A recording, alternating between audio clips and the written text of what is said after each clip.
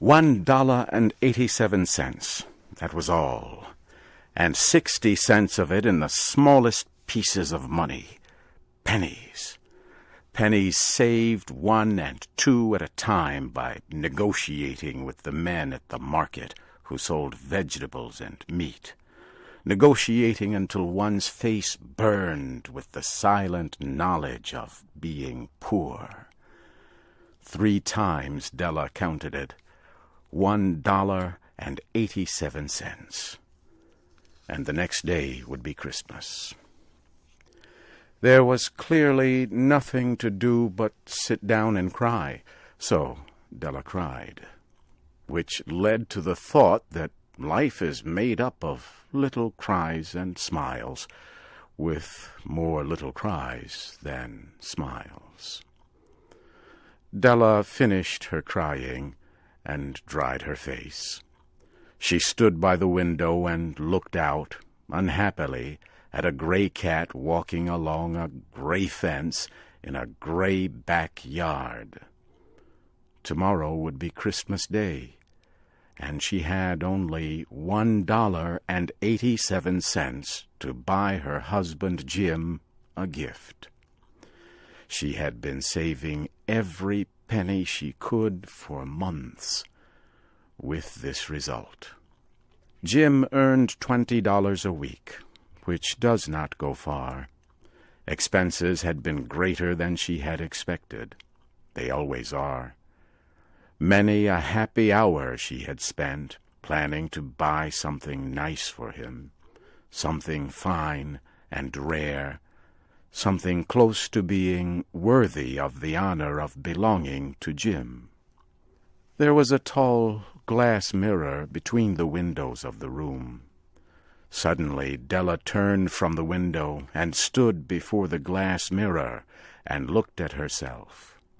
Her eyes were shining, but her face had lost its color within 20 seconds. Quickly she pulled down her hair and let it fall to its full length. Now, Mr. and Mrs. James Dillingham Young had 2 possessions which they valued. One was Jim's gold timepiece, the watch that had been his father's and his grandfather's. The other was Della's hair.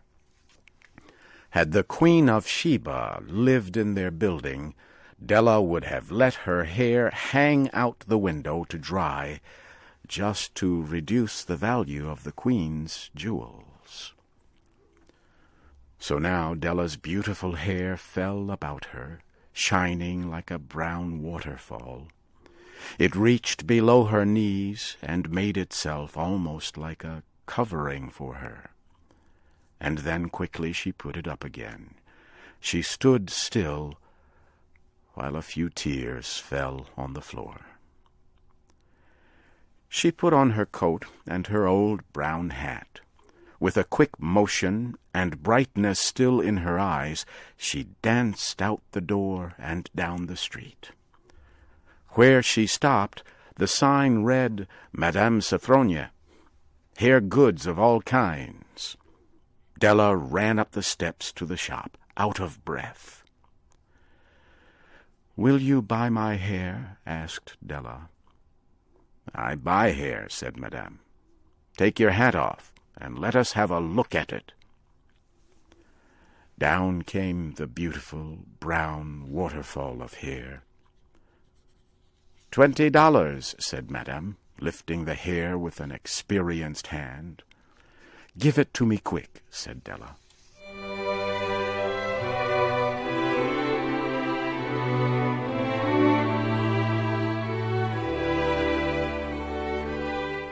The next 2 hours went by as if they had wings.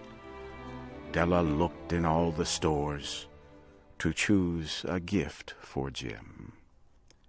She found it at last. It surely had been made for Jim and no one else. It was a chain, simple round rings of silver. It was perfect for Jim's gold watch. As soon as she saw it, She knew that it must be for him. It was like him, quiet, and with great value. She gave the shopkeeper $21, and she hurried home with the 87 cents that was left. When Della arrived home, she began to repair what was left of her hair. The hair had been ruined by her love and her desire to give a special gift. Repairing the damage was a very big job. Within 40 minutes, her head was covered with tiny round curls of hair that made her look wonderfully like a schoolboy. She looked at herself in the glass mirror long and carefully. "If Jim does not kill me before he takes a second look at me," she said to herself, "he'll say I look like a song girl. But what could I do? Oh, what could I do with $1.87? At 7 o'clock that night, the coffee was made, and the pan on the back of the stove was hot and ready to cook the meat. Jim was never late coming home from work. Della held the silver chain in her hand and sat near the door. Then she heard his step, and she turned white for just a minute. She had a way of saying a little silent prayer about the simplest everyday things. And now she whispered, "Please, God, make him think I am still pretty."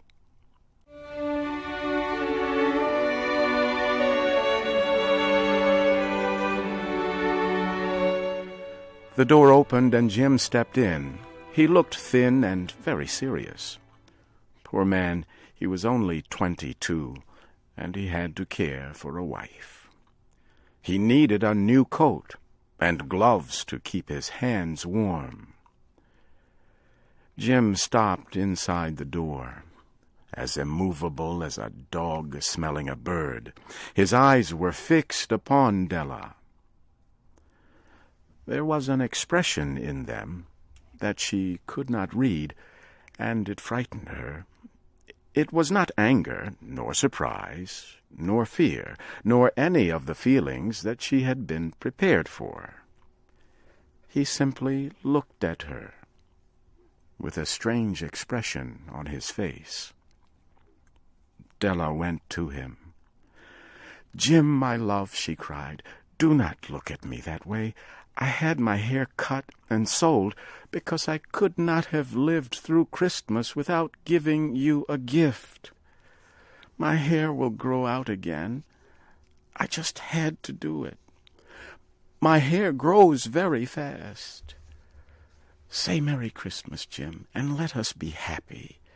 You do not know what a beautiful, nice gift I have for you." "You have cut off your hair?" asked Jim, slowly, as if he had not accepted the information, even after his mind worked very hard. "Cut it off and sold it," said Della. "Do you not like me just as well? I am the same person without my hair, right?" Jim looked about the room as if he were looking for something. "You say your hair is gone?" he asked. "You need not look for it," said Della. "It is sold, I tell you, sold and gone too. It is Christmas Eve, boy. Be good to me, for it was cut for you. Maybe the hairs of my head were numbered," she went on with sudden serious sweetness, "but nobody could ever count my love for you. Shall I put the meat on, Jim?" Jim seemed to awaken quickly and put his arms around Della. Then he took a package from his coat and threw it on the table. "Do not make any mistake about me, Dell," he said. "I do not think there is any haircut that could make me like my girl any less. But if you will open that package, you may see why you had me frightened at first." White fingers quickly tore at the string and paper. There was a scream of joy, and then, alas, a change to tears and cries, requiring the man of the house to use all his skill to calm his wife. For there were the combs, the special set of objects to hold her hair that Della had wanted ever since she saw them in a shop window. Beautiful combs made of shells, with jewels at the edge, just the color to wear in the beautiful hair that was no longer hers. They cost a lot of money, she knew, and her heart had wanted them without ever hoping to have them. And now the beautiful combs were hers, but the hair that should have touched them was gone. But she held the combs to herself, and soon she was able to look up with a smile and say, "My hair grows so fast, Jim." Then Della jumped up like a little burned cat and cried, "Oh, oh!" Jim had not yet seen his beautiful gift. She happily held it out to him in her open hands. The silver chain seemed so bright. "Isn't it wonderful, Jim? I looked all over town to find it. You will have to look at the time 100 times a day now. Give me your watch. I want to see how it looks on it." Instead of obeying, Jim fell on the couch and put his hands under the back of his head and smiled. "Dell," said he, "let us put our Christmas gifts away and keep them a while. They are too nice to use just right now. I sold my gold watch to get the money to buy the set of combs for your hair. And now, why not put the meat on?"